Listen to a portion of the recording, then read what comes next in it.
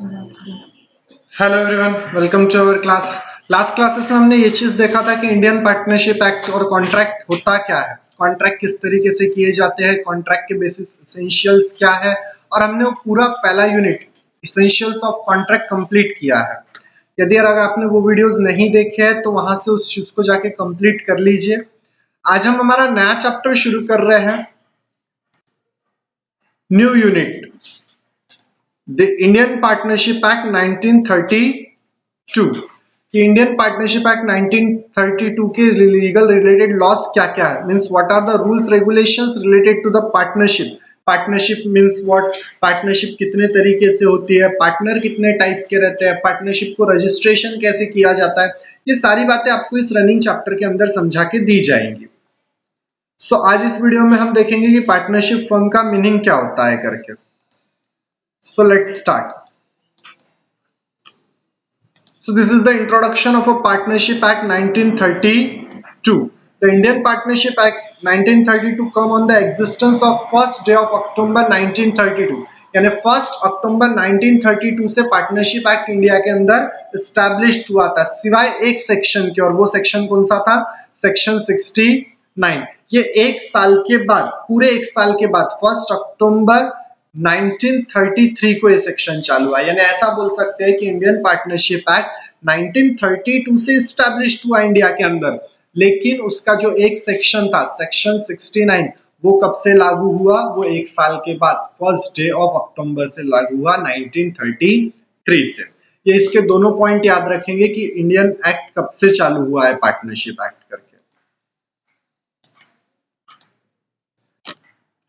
So here is the definition of partnership act. Let's see.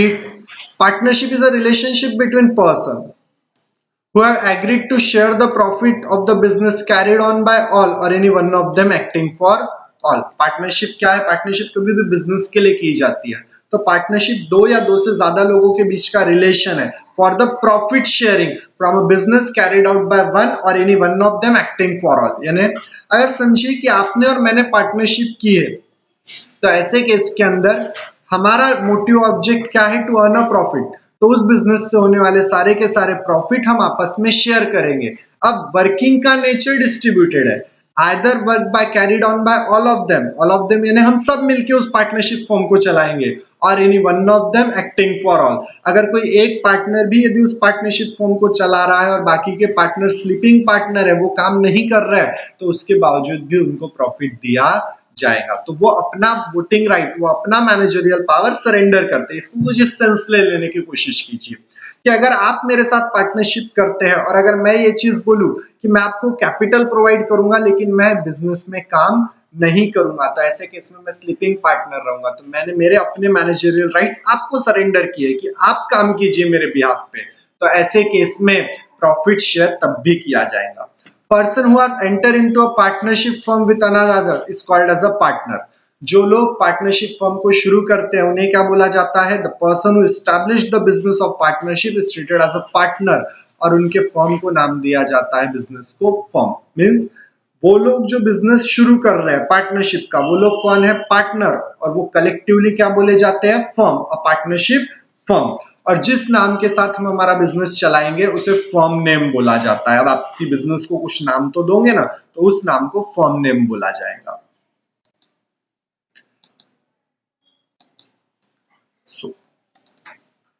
Concept देखिए क्या है। Partnership is a relationship between two और more person. Partnership के लिए कम से कम दो लोगों का रहना जरूरी है। अकेला इंसान अपने आप से पार्टनरशिप फॉर्म कर नहीं सकता। बोले पार्टनर हूं, बोले किसका? बोले अपने आप का, तो पॉसिबल नहीं है। एक अकेला इंसान अपने आप का पार्टनर कभी नहीं बन सकता। It is also permitted to have note that the firm is not a separate legal entity.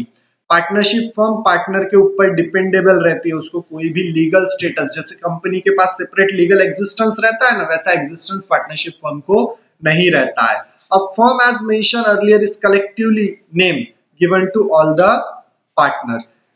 The Indian partnership act does not confirm the status of the legal entity. ये तीनों में पॉइंट में एक ही बात बोला है कि पार्टनरशिप फर्म को लीगल स्टेटस नहीं है, उसका अपना एक अलग अस्तित्व नहीं है। Partnership is fully dependable on your partner.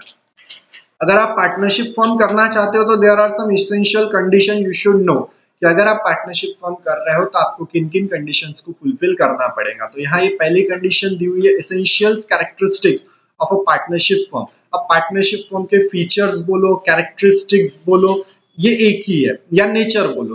तो पहला नेचर क्या है, एसोसिएशन ऑफ टू और मोर पर्सन। पार्टनरशिप फॉर्म क्या है, दो या दो से ज्यादा लोगों का एसोसिएशन है। Person can not become a partner with himself. पहले ही बोला ना, आप अपने आप के तो पार्टनर बन नहीं सकते। तो reduction in the number of partner to one shall bring to a compulsory dissolution of a partnership form. यानी अगर किसी भी पार्टनरशिप फॉर्म में एक पार्टनर रह जाए और एक चला जाए छोड़ के, तो उस एक पार्टनर के साथ पार्टनरशिप फॉर्म को चलाया नहीं जा सकता, वो पार्टनरशिप फॉर्म वहीं बंद हो जाएंगे। There are minimum 2 members are required to establish the partnership form. Partnership form के लिए कम से कम कितने लोगों का रहना जरूरी है, कम से कम 2 लोगों का रहना जरूरी है। सो नेक्स्ट पॉइंट देखिए क्या है, agreement between all the person are concern. Partnership is a relationship of agreement. Partnership कैसे बनती है, दो या दो से ज्यादा लोगों के बीच में agreement. The relation of partner arise from a contract. तो जरूरी है उन दोनों के बीच में कॉन्ट्रैक्ट होना चाहिए, and not the status of by operation of law. Partnership must enter into an agreement voluntary to form a partnership form. Partnership form यदि आपको किसी के साथ करनी है तो आपको सामने वाले के साथ एग्रीमेंट करना पड़ेगा। एग्रीमेंट दो तरीके से हो सकते हैं, या तो रिटन एग्रीमेंट हो सकता है या तो ओरल एग्रीमेंट हो सकता है। यानी अगर आपको किसी को अपना पार्टनर बनाना है तो दो तरीके हैं, either you can create a written agreement or either you can create a oral agreement, but it is always advisable to have a written agreement as a evidence of proof in a future. अगर भविष्य में कुछ dispute होते हैं तो written agreement रहा तो वो हमेशा एडवाइस दिया जाता है कि रिटन एग्रीमेंट ही रहना चाहिए करके। तो इसलिए बोला गया है एग्रीमेंट के बिना पार्टनरशिप फर्म चालू नहीं हो सकती। Sharing of profit and losses, no doubt partnership firm है तो पार्टनरशिप में प्रॉफिट और लॉसेस को शेयर किया जाएगा। It is essential that partnership firm must be constructed to carry out some lawful business and business must continue carried on. Partner must enter into a contract with a motive to earn profit. Partner जो भी काम करता है वो profit earning के लिए काम करता है और वो पार्टनरशिप में आपस में डिस्ट्रीब्यूट किया जाना चाहिए। किसी एक साइड में इसको वापस एक्सप्लेन करके बताया गया है, लेट मी सी। पार्टनरशिप फर्म का sharing profit and losses ratio कैसा रहता है। यदि पार्टनरशिप फर्म में प्रॉफिट शेयरिंग के बारे में नहीं बताया है तो ऐसे केस में पार्टनरशिप फर्म क्या होंगी, इक्वल शेयर किया जाएगा। इक्वल शेयर का मतलब क्या होता है कि यदि किसी पार्टनरशिप फर्म में पार्टनर के रेशियो डिस्ट्रीब्यूशन के बारे में बोला नहीं है तो आपके पास प्रॉफिट शेयरिंग इक्वल रहेगा। फॉर एग्जाम्पल, अगर समझिए कि आपने और मेरे साथ एग्रीमेंट किया है, दो पार्टनर है और इन लोगों ने डिसाइड किया है to share the profit and losses in the ratio of 70-30 proportion, कि एक पार्टनर का 70% प्रॉफिट रहेगा और दूसरे पार्टनर का 30%। तो अगर इस तरीके से डिसाइडेड है तो उसी रेशियो में वो प्रॉफिट डिस्ट्रीब्यूट किया जाएगा। एक पार्टनर 70% लेगा और दूसरा पार्टनर 30% लेगा। But if your partnership agreement is silent about ratio, अगर आपने अपने एग्रीमेंट में प्रॉफिट शेयरिंग के बारे में कुछ भी लिखा नहीं है तो ऐसे केस में both the partner will be equal partner. दोनों पार्टनर कैसे रहेंगे, इक्वल पार्टनर रहेंगे, यानी दोनों वो प्रॉफिट 50-50 डिस्ट्रीब्यूट करेंगे। आधा प्रॉफिट ए पार्टनर के पास और आधा प्रॉफिट बी पार्टनर के पास। They will be a equal partner for them.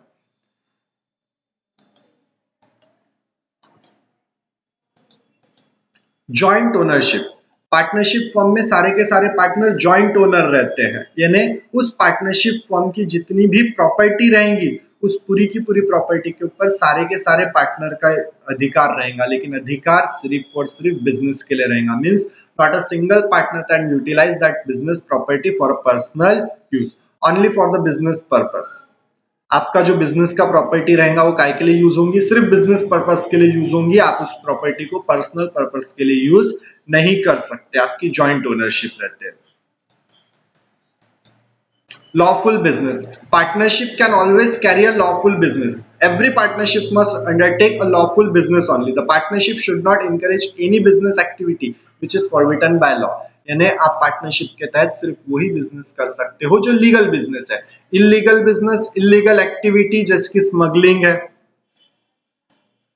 Illegal arms dealing है, ऐसा कोई भी बिजनेस कोई भी पार्टनर कर नहीं सकता। अगर आपको पार्टनरशिप फॉर्म करनी है तो आपको सिर्फ लीगल बिजनेस ही करना पड़ेगा। इलीगल बिजनेस के लिए पार्टनरशिप फॉर्म क्रिएट नहीं की जा सकती। अगर पार्टनर्स की लाइबिलिटी की बात की जाए तो सारे के सारे पार्टनर्स की लाइबिलिटी कैसी रहती है? अनलिमिटेड रहती है। अनलिमिटेड का मतलब क्या रहता है?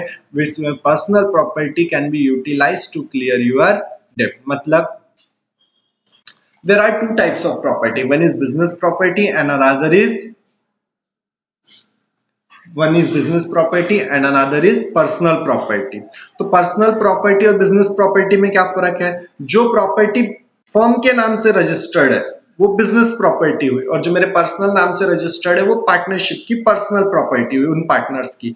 तो अनलिमिटेड लाइबिलिटी बोलने का मतलब क्या होता है? If your business property is not sufficient to clear your डेब्ट then your personal property can be utilised for that. मतलब यदि आपकी बिजनेस प्रॉपर्टी से आपके कर्जे क्लियर नहीं हुए, आपका लॉस क्लियर नहीं हुआ, तो ऐसे केस में आपकी पर्सनल प्रॉपर्टी को भी यूटिलाइज किया जा सकता है उन क्लेम्स को क्लियर करने के लिए। इसे बोला जाता है unlimited liability. Principal and agent relationship में क्या बोला है जरा देखिए। Every partner act in a two proportion, one is principal and another is agent. हर पार्टनर के दो रोल है, एक प्रिंसिपल का और एक एजेंट का। To each other within the firm they are called as a principal. यानी जब एक पार्टनर दूसरे पार्टनर से बात करेगा तो वो प्रिंसिपल की हैसियत से बात करेगा, मीन्स एज अ ओनर। वो स्कूल वाला प्रिंसिपल या कॉलेज वाला प्रिंसिपल नहीं। प्रिंसिपल बोलने का मतलब होता है ओनर। और जब एक पार्टनर किसी आउटसाइडर से डील करेगा तो it will act as agent of the firm. यानी आप और मैं, हम दोनों पार्टनर है, हम एक दूसरे से बात कर रहे हैं तो हम प्रिंसिपल की हैसियत से यानी ओनर की हैसियत से बात करेंगे। लेकिन हम में से जब कोई आउटसाइडर के साथ बात करेगा तो हम पार्टनरशिप फर्म के एजेंट बन के बात करेंगे, ना कि ओनर बन के। तो ऐसे दो रोल आपको निभाने पड़ते हैं as a agent. Restrictions of transfer of share. No partner can transfer his shares or interest to some outsider without the prior permission of the other partner. बिना पार्टनर्स की परमिशन के कोई भी पार्टनर अपना शेयर, अपने rights किसी और के नाम पे ट्रांसफर नहीं कर सकता। यानी समझिए आप और मैं पार्टनर है तो हमारी पार्टनरशिप फर्म में ना मैं मेरे शेयर किसी और को बेच सकता हूं, ना आप अपने शेयर किसी और को बेच सकते हैं। हमें एक दूसरे से पहले प्रायर परमिशन लेनी पड़ेगी। विदाउट परमिशन आप अपने शेयर्स डील नहीं कर सकते हो। Let's see the next point, registration as per the Maharashtra cooperative society. Let's see the registration. Registration का मतलब क्या होता है कि यदि पार्टनरशिप एक्ट 1932 की बात करूं तो registration is optional. Means partnership act 1932 is not made a compulsory to register your partnership firm, but under the Maharashtra state it is mandatory compulsory from the April 1985। Indian partnership act 1932 में registration compulsory नहीं है, it is manual option. अगर आपको अपनी partnership firm को registered करवाना है तो करवाइए, अगर आपको रजिस्ट्रेशन नहीं करवाना है तो मत कराइए। लेकिन अगर आप अपनी पार्टनरशिप फर्म महाराष्ट्र में शुरू करते हो तो ऐसे केस में आपकी पार्टनरशिप फर्म का कंपलसरी रजिस्ट्रेशन रहना जरूरी है। क्यों? क्योंकि अप्रैल 1985 से महाराष्ट्र में पार्टनरशिप फर्म का रजिस्ट्रेशन कंपलसरी कर दिया गया है। बिना रजिस्ट्रेशन के महाराष्ट्र में कोई भी पार्टनरशिप फर्म सर्वाइव नहीं कर सकती। शेयरिंग प्रॉफिट एंड लॉसेस, ये हमने अभी देखे थे कि अगर पार्टनर का एग्रीड रेशियो है तो in certain proportion then they will share their ratio in certain proportion. Such profit loss sharing depends upon the capital contribution. If the agreement is silent on profit and loss, all the partner will assume as a equal partner. अगर आपने ratio decide किया है तो ratio में, अगर ratio decide नहीं है तो आप लोग साइलेंटली शेयर करोगे प्रॉफिट। ये आपका पूरा का पूरा चैप्टर का पहला इंट्रोडक्शन पार्ट था जिसमें एसेंशियल्स और पार्टनरशिप के मीनिंग बताए गए थे। यदि इसमें आपको कोई भी डाउट रहा तो आप नीचे कमेंट बॉक्स में कमेंट कर देंगे, हम आपके नेक्स्ट वीडियो में आपके डाउट क्लियर कर देंगे। ठीक है, थैंक यू।